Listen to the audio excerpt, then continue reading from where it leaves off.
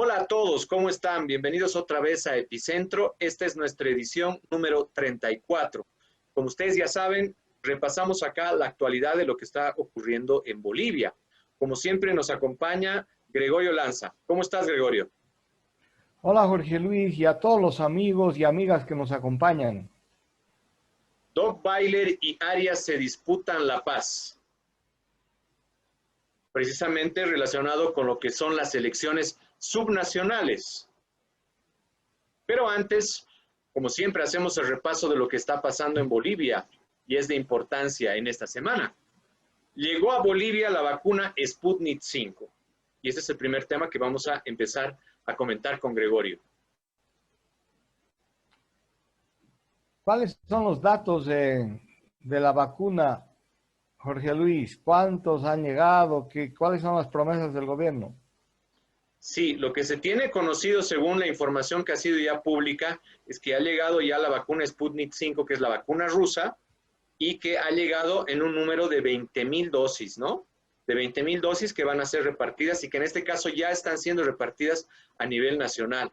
Pero además de eso, también se tiene programado, según lo que ha anunciado el propio gobierno, que llega la vacuna AstraZeneca en un número de 900,000 dosis y también la vacuna Pfizer, que va a llegar en un número de 90,000, más de 90,000 dosis. Y esto gracias al mecanismo del COVAX que se ha anunciado. Es una buena noticia que lleguen las vacunas. Sin embargo, el número que ha llegado, porque siempre las promesas son eso, promesas. Si comparamos con Chile, Chile le ha llegado ya en esta semana 900,000 y algo más de vacunas. A Bolivia 20,000, parece un juego. Eso nos muestra el volumen del país, el volumen de sus gobernantes, la capacidad en la gestión y en los trámites. Se están disputando por quién ha traído las vacunas, si Arce o si la señora Áñez, pero es una miseria. Y pena que estén disputándose por esa miseria. Aún así tenemos problemas en la logística, como era de esperar. Evo Morales nos ha dejado una infraestructura de salud que es una pena. Entonces, no se tienen carros refrigerantes para llevar la vacuna y en el caso del Beni han tenido que llevar esa vacuna en un camión pollero, refrigerante pollero, donde llevan pollos. Entonces, bueno, pero por lo menos llegó. Pero esa es la situación, están con problemas de comprar refrigeradores que tengan una temperatura determinada para las vacunas. El informe de esta mañana de la responsable de la repartición señalaba que están presionando, haciendo esfuerzos para que los municipios compren esos refrigeradores. Entonces, estamos viendo ya el problema que se tiene para distribuir esa cantidad de vacunas. Y también parece que hay problemas, Jorge Luis, con quiénes van a ser los vacunados, quiénes se vacunan, quiénes no se vacunan, ¿cómo andamos con eso? Sí, el tema, como tú Y el mencionabas, manejo. sí, el tema que mencionabas es a propósito del protagonismo, ¿no? El excesivo protagonismo que se tiene con relación a la llegada de las vacunas. Veíamos en esa anterior imagen el presidente Arce, ¿no?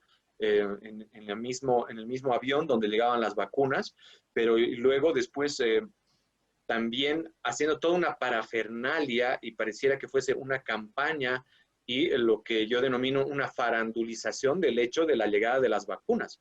Bien, es un hecho positivo de que lleguen las vacunas a nivel nacional, es un hecho totalmente negativo que se trate de farandulizar este hecho cuando existe un tema tan sensible como es el de COVID-19 en nuestro país y hay tantas muertes y hay tanta gente afectada frente a aquello. Sí, de hecho, vamos viendo la segunda imagen que tenemos preparada, que es efectivamente sobre el manejo que se está haciendo de la llegada de la vacuna. Un matutino local habla que Arce hace gira y candidatos del MAS en campaña con la vacuna. La misma lógica de siempre, Creo que la pena del gobierno de Arce es que ha heredado una herencia muy pesada, muy grande de su antecesor y que le queda grande, no tiene capacidades para modificar, para cambiar, para pensar en nuevas formas de hacer política. Entonces, se está dedicando a ir a todos los departamentos para decir que ha llegado la vacuna. Y más allá que se estén peleando o que no alcancen para vacunar a los médicos, para vacunar a los médicos en todo el país se necesitan más de 100,000 vacunas, es decir, a todos los que hacen el servicio de salud, enfermeros, asistentes, gente que maneja los diferentes servicios en los hospitales y la logística. Entonces, estamos como tú llamas esta forma tan mediocre, tan limitada de hacer el manejo propagandístico de eso. Y de hecho, a los candidatos no se les ocurre nada mejor que ofrecer cómo van a repartir la vacuna y todos diciendo que van a ser los primeros y que en una semana van a vacunar a todos en La Paz, a todos en Cochabamba, a todos en Santa Cruz. Cuando no es un programa de deseos, es un programa de la viabilidad operativa y eso es gestión y administración pública y que tienen poca idea en general los candidatos. Y es tan grave también lo que mencionas, Gregorio, que otra vez Arce, ¿no? Y todo el equipo gubernamental que lo acompaña, hacen de jefes de campaña otra vez de Áñez, porque se enfrentan a la candidata actual por la gobernación del Beni para hacer protagonismo con relación a quién habría hecho los requerimientos necesarios, la burocracia, los trámites para alcanzar que lleguen, para promover que lleguen las vacunas AstraZeneca y Pfizer bajo el mecanismo del COVAX. Y esto no es solo ese apunte, sino hay un apunte adicional, las vacunas para los legisladores. Salió una nota interesante en la semana donde muchos legisladores estaban pidiendo ser los primeros vacunados. Incluso se hablaba de que el presidente iba a ser uno de los primeros vacunados. Y el caso del presidente es paradójico. En realidad, que el presidente se vacune es una señal de la confianza que tiene la primera autoridad del país en la eficacia de la vacuna. Que no se vacune te deja más bien dudas. Y es importante que se vacune. Y creo que debería hacerlo. Lo de los asambleístas ya es cada vez más deprimente. Una Cámara de Diputados y Senadores que más allá de la juventud, más allá de la presencia de mujeres hasta ahora es decepcionante. Es de una mediocridad sin límite, tanto de los partidos oficialistas como de la oposición. Entonces, creo que este interés, esta angurria de los asambleístas por ser los primeros en ser vacunados, está mostrando el talante que ellos tienen. Deberían ir a sus regiones a apoyar los esfuerzos que se hacen para mejorar la logística, para vacunar a los que necesitan. A propósito de eso, ha salido el vocero Richter a confirmar que el presidente aún no ha sido vacunado y que no va a recibir la vacuna en ese sentido. Pero por otro lado, también como algo que queremos destacar acá en Epicentro, es una acción del gobierno que es positiva porque se han fijado los precios para las clínicas en casos del COVID-19. Una demanda ciudadana que surgía no solo por las redes sociales, sino por todas las vías posibles, ya que surgía la especulación, surgían precios exorbitantes con relación a este tema. Es verdad, por lo menos tenemos ahora una tablita y cuando alguien va a una clínica privada podrá decir esto es una norma aprobada por el gobierno. Pero vamos a ver si la gente en esas clínicas le aceptan la tablita o le dicen, señora, tiene que presentar una garantía de 20,000, 30,000 bolivianos, o señor, tiene que presentar una tarjeta de crédito abierta, porque definitivamente los médicos están lucrando con la pandemia, especialmente aquellos, y fundamentalmente, no generalizaré, aquellos que son propietarios de clínicas y de centros de salud privados. Y ahora entramos a revisar el panorama nacional. ¿Qué ha ocurrido en términos del panorama nacional? se han dado inicio a las clases en todo el país. Todo Bolivia ya está en clases, pero clases a distancia. Y el primer día de clase a distancia ha sido el día de ayer y toda la organización en este sentido ha propuesto que el aparato estatal en términos de medios de comunicación y algún convenio con medios privados se sumen a la iniciativa de garantizar el inicio de clases a distancia. Me acuerdo que en la anterior administración, mejor a la anterior administración y al ministro Cárdenas se le hicieron críticas muy duras y había razón de la gente, porque había clausurado el año y lo hizo de una manera apresurada. Pero ahora vemos la misma improvisación, porque además en este tiempo no han aprovechado desde el primer día, primero para ver de subsanar los problemas de infraestructura y logística. Vuelvo a decir que especialmente en las áreas rurales es fundamental. Tiene que ver con el acceso de las redes, el acceso de la señal de Internet a las áreas rurales, primero. Y segundo, que en sectores pobres no tienen posibilidad de comprar a veces ni un celular o un celular muy antiguito que vale 100 bolivianos y ese no sirve para pasar clases, pero además son 2, 3, 4 hijos. Entonces ahí no se ha hecho una buena definición tampoco del mapa de lugares de riesgo, pero además de una manera mucho más puntual.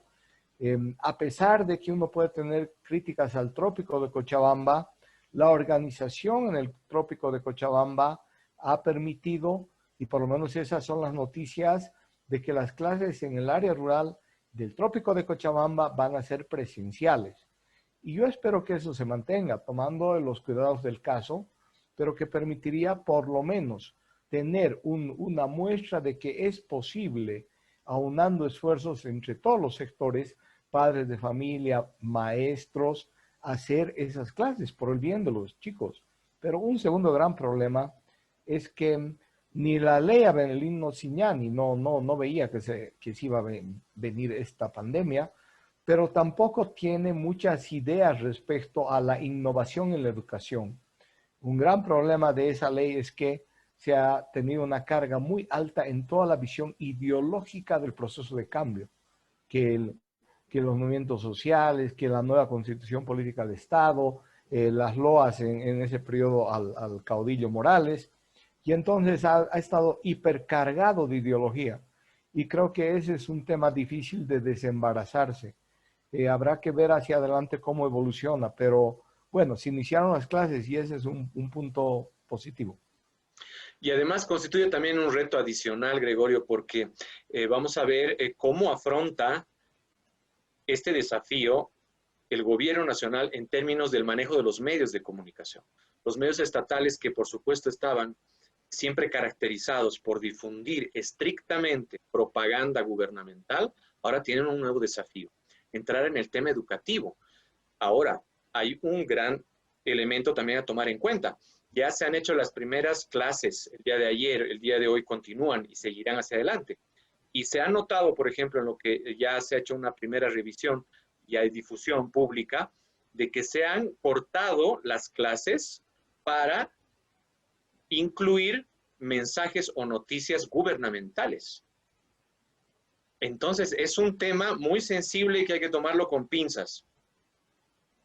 Volvemos a la misma historia, es ideología más propaganda, pero veremos cómo evoluciona. Hace unos 2 meses, no sé si éramos muy optimistas, pero veíamos algunas señales de que este gobierno iba a cambiar la lógica del autoritarismo de Morales. Pura propaganda, pura mentira, pura historias falsas. Entonces, había esas señales. Incluso en un canal que no es estatal, pero es paraestatal, Avia Yala, lo vi al Chato Prada. El Chato Prada es un intelectual de izquierda que estuvo en el gobierno del MAS, pero muy crítico, y estaba, y salía. Y también vi un comentario que sacaron en Patria Nueva, en esa radio, a Renzo Abruzzese, y me alegré porque Renzo Abruzzese es otro intelectual que es contrario al gobierno. Yo dije, es positivo, estamos viendo una apertura de los medios de comunicación. Y yo espero que Richter, que está manejando los medios, porque es una persona inteligente, eso no se lo puede negar, más allá que tenga otras críticas encima de él, pero tendría que pensar en que es necesario que este gobierno dé algunas señales de esa apertura, porque la única forma de reconciliar el país es lo que decía Choquehuanca, escuchando a los demás, siendo tolerantes. Y ojalá, en este caso, que es muy importante, se empiece a demostrar que el gobierno empieza a entender la nueva realidad del país, y es que tenemos que unirnos todos los bolivianos. Al mismo tiempo, ha surgido también uno de los primeros grandes conflictos en la era Arce. Médicos y gobierno estaban enfrentados y acaban de firmar un acuerdo a propósito de una nueva ley relacionada con el tema del COVID. Bueno, echaron agua en ese incendio rápido y lograron cortar de la única manera que es posible cortar un conflicto, y es dialogando. Entonces se han sentado, entiendo, la noche del domingo hasta el lunes al amanecer y ha habido un avance sustantivo, modificando los tres aspectos fundamentales. Uno, que tenía que ver con el derecho a la movilización y a la protesta de los médicos, que estaban queriendo coartar. El segundo tema, con la posibilidad de contratar médicos cubanos. El gobierno ha vuelto a señalar que no va a contratar, pero además se han puesto una serie de candados para que eso no sea posible. Y en tercer lugar, respecto a cómo se iba a manejar ya todos los procesos relacionados a la pandemia. Entonces, creo que ese es un ejemplo de cómo tendrá que manejar el tema de los conflictos, pero además, ojalá sea una enseñanza, porque antes de llegar al conflicto era cuestión que los llamen a los médicos para preguntarles si estaban de acuerdo o cuáles eran sus sugerencias. Y finalmente se hizo, pero bueno, no llegó la sangre al río. La huelga se suspendió el primer día y fue mayoritariamente esa suspensión acatada. Entonces, creo que es una muestra de cómo se debería encarar la solución de los conflictos. Ahora, Gregorio, esta ley de emergencia sanitaria que próximamente va a ser ya aprobada por el Senado, ¿por qué crees tú que en realidad está tomando otra vez este estilo el gobierno de Arce? Tratar de imponer antes de dialogar previamente. ¿Qué es lo que está ocurriendo? Y hay un tema de fondo, y es el que estás planteando. Creo que más adelante también vamos a hablar a propósito, y como lo preguntas, lo digo, a propósito del nombramiento, del título, la efemérides que han planteado el día que se posesiona Arce como el día de la recuperación de la democracia, ¿no? Entonces, yo creo que el gobierno de Arce empieza a tener un problema muy serio. Quiere montar todo un discurso, primero del golpe, el discurso que este es un gobierno de los movimientos populares, que la oposición está conspirando. Es decir, empieza nuevamente a montar toda una parafernalia que fue creíble en el pasado. Te hablo del proceso de cambio en sus inicios, porque hubieron cambios importantes, significativos. El proceso de cambio no es obra de Evo Morales, es todo un proceso de acumulación social, política, de reclamos de inclusión de los sectores rurales, aymaras, indígenas, quechuas, sectores inmigrantes, collas en Santa Cruz. Entonces, han habido cambios importantes, y por eso Evo Morales pudo montar toda una historia exagerada, por supuesto, para justificar esta visión de los profundos cambios en la historia del país. Que han habido cambios, han habido. Pero este gobierno quiere hacer lo mismo cuando no. Este gobierno es en muchos casos más de lo mismo del anterior, porque está primero bloqueado por una pandemia que limita muchos tipos de gestión pública. Segundo lugar, por la ineficiencia y la improvisación en los cargos públicos. Y tercero, porque no es coherente con lo que dice. no es coherente con el discurso de reconciliación nacional y no es coherente con modificar la justicia en Bolivia, que esa era una de sus propuestas estrellas de los primeros meses, días de gobierno, y que ahora la pusieron y la pusieron en el basurero. ¿Por qué? Porque la crisis del sistema de gobierno es obra de Evo Morales y de su sistema corrupto.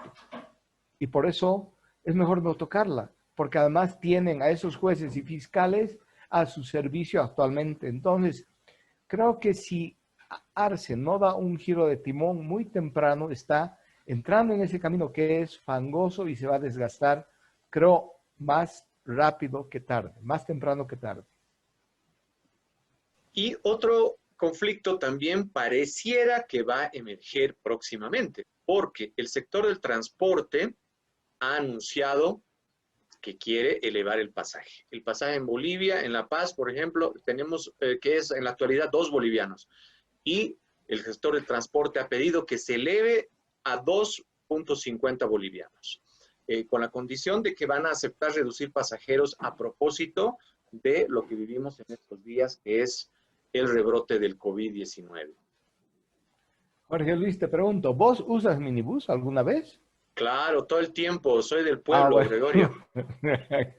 Está bien, eso es lo primero que había que saldar. Si usas minibús, ¿estarías dispuesto a pagar 50 centavos más si es que hay menos pasajeros en el minibús? Por supuesto que no, porque el transporte, no debemos olvidar, el transporte está financiado, ¿no? La gasolina tiene un precio especial, el transporte no paga impuestos, tiene un montón de ventajas y el precio, la elevación del precio, que por otro lado, si nos trasladamos a hacer un análisis más minucioso, recordaremos que es uno de los legados que va a dejar Revilla, porque ha permitido que ese aumento se dé. Entonces, no estaría de acuerdo, Gregorio. Bueno, eso es lo de Revilla, claro, eso es política. Yo no estaría de acuerdo pensando en la mayoría que usa el minibús. No he leído una estadística de qué estratos de la población usan el minibús. Pero bueno, es sin duda la mayoría de la gente que no tiene un coche privado en la casa, un coche particular. Y eso significa que en este momento, en esta situación que hay una crisis de empleo, los ingresos han bajado centralmente, un aumento en el precio del minibús sería nefasto para la gente que gana tan poco, que no tiene recursos.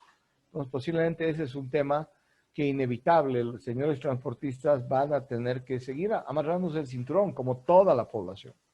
Y además hay que añadirle algo, ¿no, Gregorio? Tú sabes que acá en nuestro país, sobre todo acá en La Paz, echa la ley, nadie la cumple, ¿no? Nadie la cumple. Entonces, al transporte se le ha pedido que cuente con las medidas restrictivas necesarias para garantizar que no existan más contagios, que podamos cuidarnos entre todos. Y la alcaldía, por ejemplo, ha hecho muy poco para garantizar que aquello ocurra. Y los Sí, transportistas, por supuesto, definitivamente. menos. Precisamente ha salido el presidente del Tribunal Supremo Electoral, Salvador Romero. Y para todos aquellos que pensaban que las elecciones se van a postergar, pues ahora tienen que reflexionar a propósito de aquello. Salvador Romero ha confirmado que las elecciones van a ser el 7 de marzo. A pesar de que existe ya un recurso que ha presentado el candidato Barral para que se posterguen, ¿no? Ha presentado lo que se llama una acción popular. Hay elecciones, le guste a Barral, no le guste, está último, creo, en la fila de los candidatos en La Paz, no tiene ningún chance se han hecho protocolos de seguridad. El Tribunal Supremo Electoral ha sacado una propuesta de concertación con todas las fuerzas políticas para que las firmen. Una mayoría las ha firmado o ha aceptado y es un protocolo de bioseguridad para las elecciones. Entonces, creo que Salvador Romero de manera correcta decía, hay que equilibrar el tema de la salud con el tema de los derechos.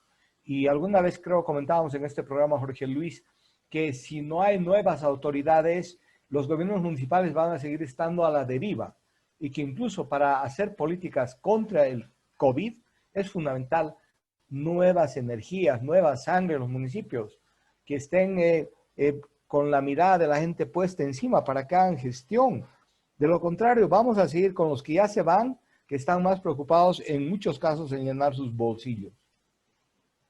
Y de hecho, mejor yo creo también que de una vez ya tengamos las elecciones. Así nos olvidamos todos de lo que es este proceso electoral y nos concentramos a atender de una vez, como tiene que ser, el tema del COVID-19.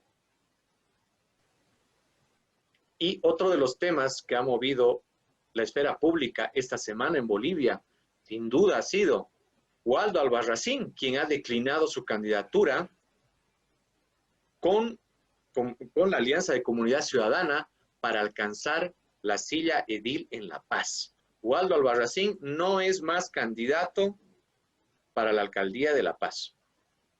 En este programa habíamos señalado que Waldo Albarracín era un candidato idóneo, no tenía cola de paja, había administrado la Defensoría del Pueblo, había administrado la universidad, escenarios de instituciones complejas, y que tenía pues chance. Sin embargo, también señalábamos que la actitud de Waldo de señalar desde el primer día que si no me dan el apoyo yo me bajo, ya estaba mostrando una disposición limitada para entrar a una competencia, porque elecciones son competencia y hay que ir a ganar. Si uno le está ofreciendo una oferta programática a la población, entonces tiene que ofrecerle para ir hasta el final. Pero bueno, se dieron las cosas como se dieron y es mejor que Waldo haya renunciado ahora que después. Tiene dos consecuencias. Una, como creo vamos a ver, pero es lo que va a suceder, que la unidad, esta unidad pegada no con Poxipol, pegada con un engrudo muy barato entre Unidad Nacional y Comunidad Ciudadana, empieza a hacer agua según un candidato de ese acuerdo. Y ellos empiezan a hacer aguas. Unidad Nacional seguro va a apoyar a alguien. Y es lo más probable que Unidad Nacional va a apoyar al candidato que pueda hacerle frente al candidato del MAS, porque vamos a ver los problemas del candidato del MAS después. Y eso es lógico. Entonces, Unidad Nacional apoyará al único candidato que puede ganarle a Doweiler, que es Arias. Y Comunidad Ciudadana está en su propio mambo, o sea, no tiene norte, ¿no? Está a la deriva porque nunca han fijado posiciones más consistentes frente al gobierno actual, a la política actual, a las elecciones. Entonces, no está pudiendo canalizar lo que había sido, entre comillas, su éxito electoral cuando recogió el voto de importantes sectores de la población. Y bueno, surgen muchas preguntas alrededor de la renuncia de Albarracín, Gregorio, porque presentó una carta a Waldo Albarracín anunciando su renuncia. Y en esa carta detalló varios aspectos relacionados con su pasado y su actuación política en la anterior gestión, ¿no? Ciertos ataques que estaría recibiendo por parte del gobierno, un tema también relacionado con la justicia, que no estaría viendo y atendiendo a los principales responsables de una manera efectiva con relación al tema de cuando quemaron su casa, ¿no?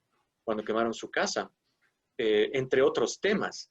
Pero hay una pregunta de fondo. ¿No habrá recibido Waldo Albarracín una presión política interna por precisamente no querer llevar adelante su candidatura como todos esperan de un candidato? Yo veo el desgaste de Waldo porque, vuelvo a insistir, lo hemos valorado y lo valoramos, lo respetamos y nos solidarizamos con él. Es una persona que, como muchos, ha sufrido los embates del régimen autoritario de Morales.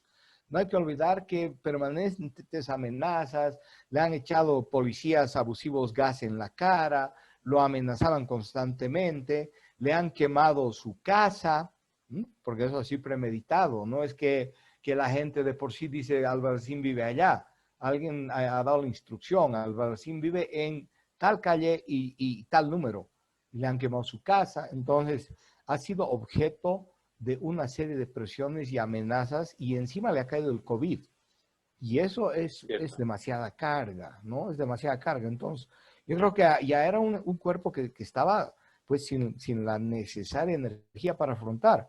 Aún así asumió el desafío, pero creo que el otro tema, lo que tú dices, presiones, es más la percepción de que ni Comunidad Ciudadana ni Unidad Nacional lo apoyaba.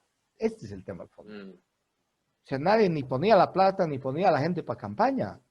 Entonces, ¿cómo quieren ganar? Una campaña siempre se hace con plata, con recursos y con gente. Y entonces Waldo no tenía ni la plata ni la gente. Entonces, pero además, Doria Medina, hace 10 días, él pidió, en vez de consultarle más concretamente a su candidato o hacer una declaración de la alianza, Doria Medina salió a la palestra y dijo, pido la postergación de las elecciones 2 meses, como diciendo, me importa poco lo que diga mi candidato o mi aliado, pero yo digo, no, esto. Entonces, estaba reflejando la precariedad en esa alianza. No es una alianza, y yo hasta me atrevería a decir, poco va a importar que Unidad Nacional dé el apoyo al Negro Arias o no. Por ahí mejor que ni dé. Y por ahí que mejor ni Comunidad Ciudadana, porque la contracampaña del MAS va en ese sentido, que van a hacer una juntucha todos, de que van a unirse con Unidad Nacional, Comunidad Ciudadana, el propio Revilla, que es una farsa, se van a unir para apoyar y distribuirse a la alcaldía. Falso, mentira. Ahí no hay ninguna de esas distribución por todos estos elementos.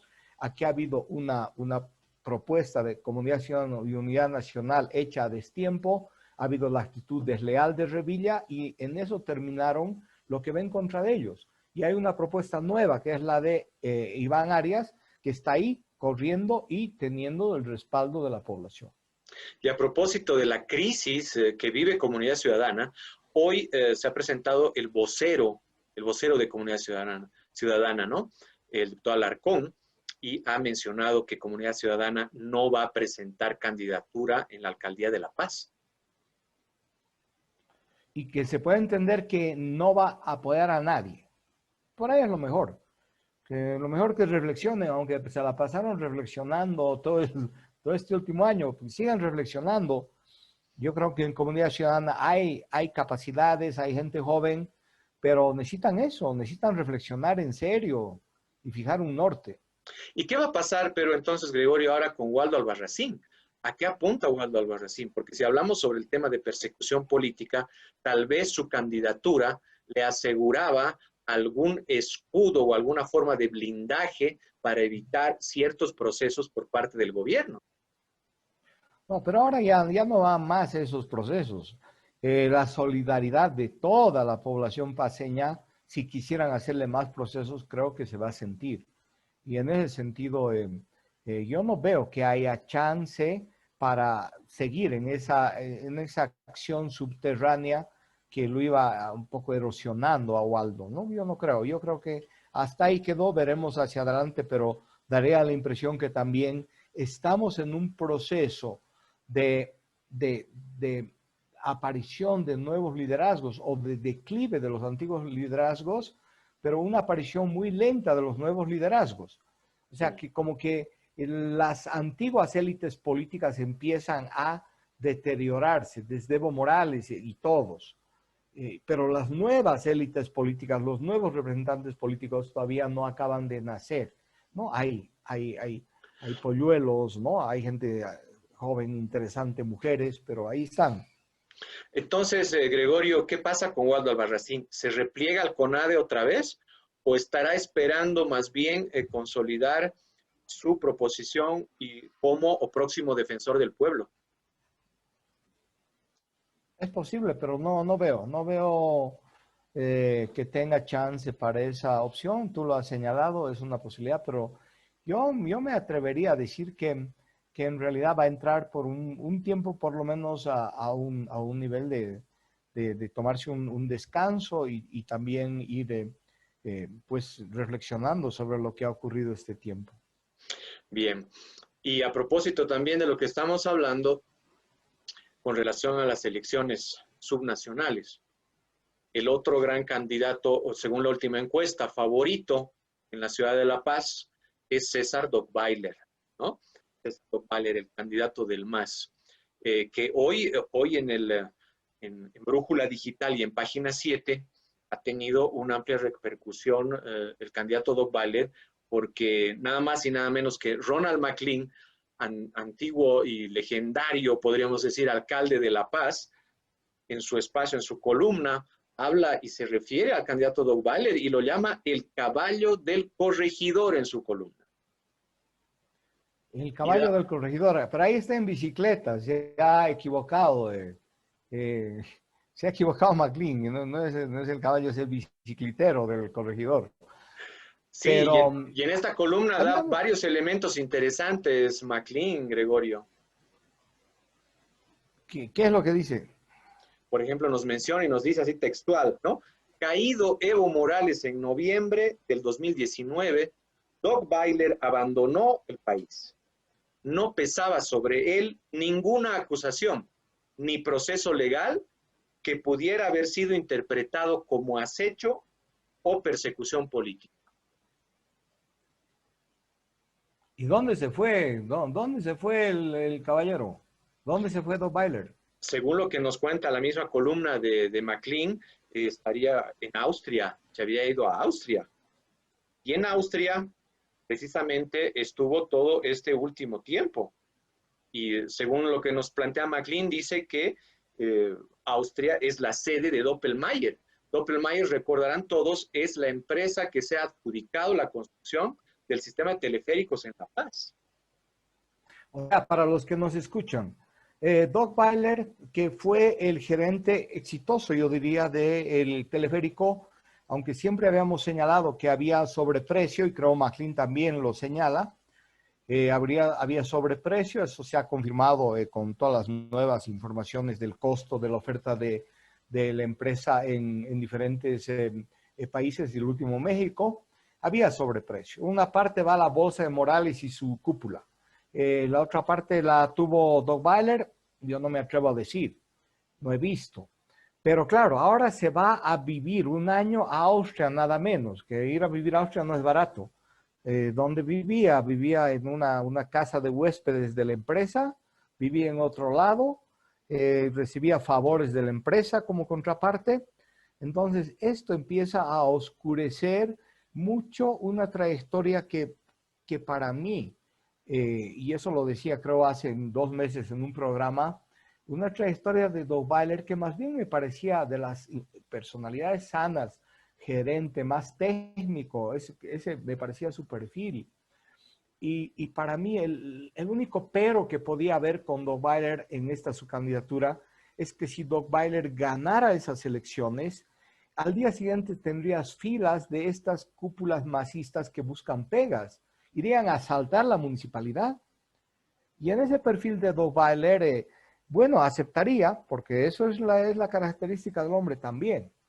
Entonces aceptaría. Y lo que harían es desinstitucionalizar la alcaldía de La Paz, la destruirían. Hay un concejal Silva, que ahora es viceministro de Defensa del Consumidor, que es el portavoz político en la guerra sucia contra Arias y en la política. Y entonces, este personaje articularía que la gente vaya a asaltar la alcaldía de La Paz. Entonces, para mí esa era la observación a Dockweiler, pero los elementos que da McLean son muy graves, muy serios. Y hay más, y hay más. Y alguien también tendrá que investigar. Sí, sí, a propósito, mira, escucha lo que nos dice también. Dice, este negocio, hablando del sistema de teleféricos en La Paz, le costó a Bolivia la friolera de más de 750 millones de dólares, casi en su integridad, pagados con un sobreprecio estimado en por lo menos 250 millones de dólares. Ellos pagaron, se refiere por supuesto al tema del sistema de teleféricos, 23 millones por kilómetro del sistema de teleféricos versus 16 millones que pagó recientemente la Ciudad de México por un proyecto de un teleférico similar a la misma empresa austríaca, vale decir, Doppelmayr. Sí, yo creo que el César está metido en problemas porque definitivamente el estar vinculado a Evo Morales y su cúpula no le iba a traer nada bueno. Lo lamento, pero en algún momento tendrá que rendir cuentas, pero ahora lo va a hacer ante el sentido de la población. Y yo creo que la población en La Paz va a concentrar su voto en un candidato, pero que además no solo le gane al MAS y a Doval, sino que está ofreciendo una propuesta que creo es más consistente, más seria que de los otros candidatos, y me refiero al Negro Arias.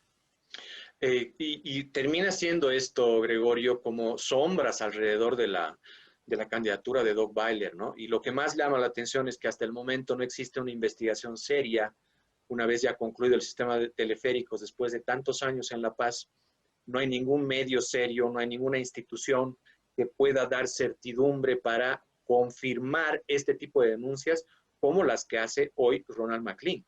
Y tal vez por eso, porque no existe una confirmación sobre todo este tipo de denuncias, Doppelmayr aparece primero en el favoritismo electoral en la ciudad de La Paz. Sí, ahora, McLean nunca ha sido un santo de mi devoción. Yo lo conocía, alguna vez nos hemos visto con respeto mutuo, pero no pasó de eso. Pero creo que a estas alturas, por la edad que tiene, el curso de su carrera en los últimos años, que se ha dedicado más a la academia, creo que es una persona creíble. Creo que es una persona creíble y en el caso de las denuncias frente a Camacho, ha demostrado una actitud coherente, una actitud valiente y por eso yo creo que estas denuncias son serias y habría que tomar en cuenta hacia el futuro. Pero vuelvo a insistir, es la población la que también va a definir con su voto quién es el alcalde de La Paz. Si es César Doppelmayr, el que se fue a Austria a vivir en el país de los dueños del teleférico, o es el Negro Arias que está ahí, que puede haber tenido y seguramente ha tenido errores en su carrera política porque él está muchos años, pero también tiene virtudes y creo que está entendiendo mejor los problemas de La Paz, está relacionándose con gente muy capaz, ha planteado ya la necesidad de un consejo municipal donde estén los exalcaldes. Ha señalado que uno de los que lo escucha y es un consejero del es Juan del Granado, y entonces creo que es una candidatura que empieza a ofrecer cada vez más consistencia a los ciudadanos de La Paz. Sí, a propósito de eso, ahí vemos en imágenes a precisamente el candidato Iván Arias, ¿no? Exministro del último gobierno de Áñez, que ha salido y está en plena campaña y que ha dicho, ganaremos las elecciones. No tengo duda, de manera categórica. Claro, Iván Arias también termina de consolidarse y de demostrarse como pareciera uno de los pocos que está entendiendo lo que es hacer campaña, más allá de las críticas que se le pueden hacer en sentido de las medidas de bioseguridad, etcétera, ¿no? Está constantemente presente en las redes sociales, está presente en las calles, en todo escenario donde tú puedas comentar, observar, Arias está presente. Sí, veremos en las próximas semanas que ya formalmente creo que es a partir del 8 que se abre la posibilidad de que hagan campaña en los medios de comunicación. Veremos si su campaña es también creativa o si sigue los cánones de la gente de la oposición que ha sido campañas muy limitadas. Pero estemos atentos a la evolución de los candidatos. Ahora, conocida, Gregorio, la decisión de Albarracín de no continuar en esta carrera electoral, toda esa gente, todo ese electorado que pensaba votar por Albarracín, automáticamente ahora dirigirá su mirada al apoyo directo hacia Iván Arias, apoyará a Arias. No creo, no creo que va a ser todo el caudal. Incluso me animo a pensar que alguna gente seducida por el perfil técnico, entre comillas, de Doppelmayr podría una pequeña franja virar hacia Dogbailer. Pero efectivamente lo que se puede decir es que por lo menos un grueso de la votación de Albarracín, que está buscando un candidato que no se esté atrapado en las garras del aparato masista y evista, ¿no? Y que siga esa lógica de política de cooptar, de tomar las instituciones como un botín de guerra, desinstitucionalizarlas. Entonces, toda esa gente va a migrar hacia el Negro Arias. Yo creo que sí.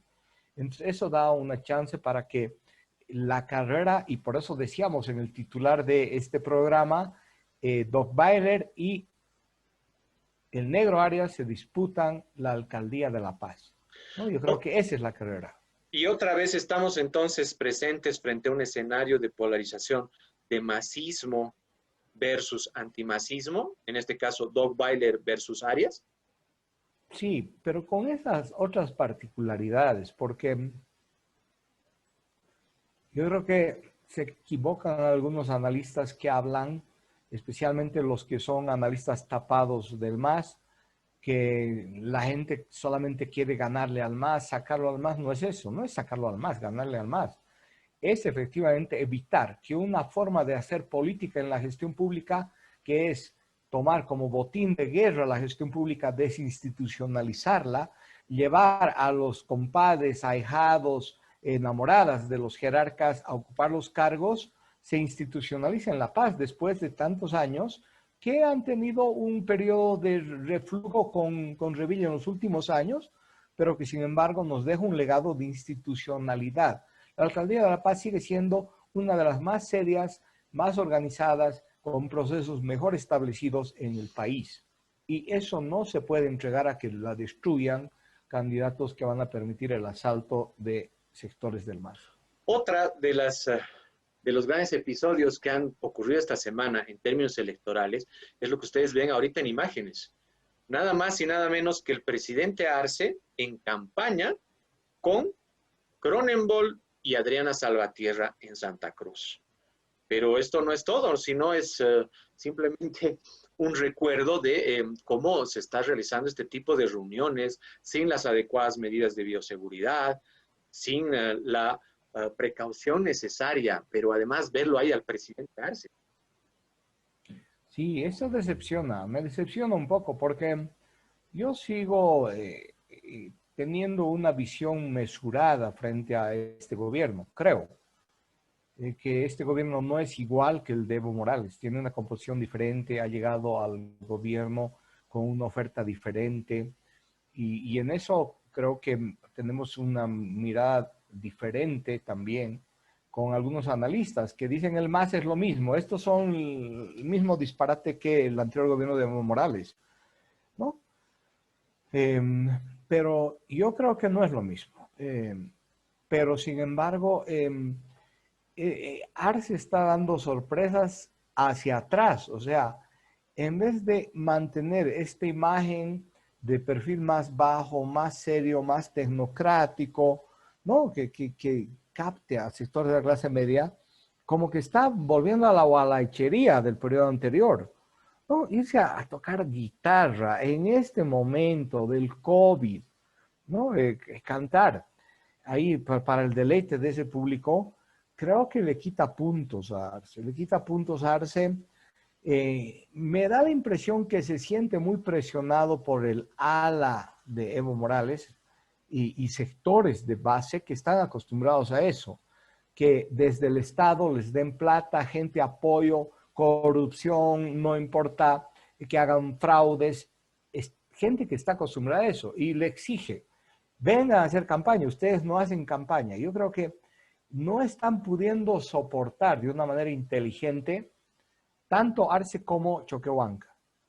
Choquehuanca siempre es más cauto, pero ya vi el otro día la noticia de que ha estado o iba a estar en sábado en Montero o en Warnes con los candidatos del MAS, es decir, entrar directamente a la campaña, ¿no? Creo que Choquehuanca no lo había hecho de una manera tan abierta, pero Arce dar ese paso creo que es muy mala señal para el país, para la comunidad internacional, para los que comprenden que la democracia es la separación de poderes y que el que está en el gobierno no utilice los medios públicos para hacer campaña. Porque el señor Arce ha ido a Santa Cruz con plata de los bolivianos y se le paga no para que haga campaña. Ese es el problema. Sí, y bueno, a los que no tienen dudas de lo que ocurrió en ese instante con lo que estamos comentando, aquí está el video, juzguen ustedes. Más que lindo es amarte con devoción, mi amor te lo daré, puro mi son todo el corazón. Ya verás que lindo es amarse con devoción, mi amor te lo daré, puro mi son todo el corazón, puro mi con todo el corazón, puro mi con todo el corazón. Como hemos visto, el presidente Arce está ahí presente en esa reunión y creo que se le olvidó que es presidente de todas y todos los bolivianos. No es presidente solo de los candidatos del MAS. Como siempre, vamos a nuestro sector acostumbrado, que es el de las caricaturas más interesantes, que nos han llamado más la atención durante estos últimos días. Y revisamos ya la primera de ellas. Ustedes están viendo en pantallas ya uno de los artes de Abecor, Abel Bellido Córdoba, a quien siempre destacamos en nuestro programa con su arte. Vemos en imágenes al presidente Arce, ¿no? En un cuadro, ¿sí? En un cuadro con sus característicos lentes, pero con unas sombras alrededor, ¿no? Todo muy difuso, la imagen no es muy clara y por supuesto esto es a propósito. Y de fondo vemos algo de imágenes de lo que es la Casa Grande del Pueblo, algo del escudo de Bolivia, pero todo bajo ese manto así de difuso, esas sombras, ¿no? Que están intentando mostrar que no existe transparencia. Y esto yo creo que está sobre todo relacionado con el tema del costo de las vacunas y alguna información que deberíamos tener todos acceso para poder comentar y enterarnos. Y nuestra última caricatura para despedirnos del programa de hoy es también otro arte de Abecor. Y ahí vemos ¿no? un avión en forma de jeringa que incluye la vacuna o las vacunas que ya han llegado a Bolivia. Y abajo miremos ahí a toda la gente expectante, todo el pueblo boliviano esperando que esta vacuna pueda llegar, algunos festejando, otros con mirada de preocupación, otros con mirada de esperanza, ¿no? Algunos otros con mirada de duda, y alguno que otros, si miran ustedes a la derecha, sacando la lengua. Esto es lo que estamos viviendo en estos días en Bolivia.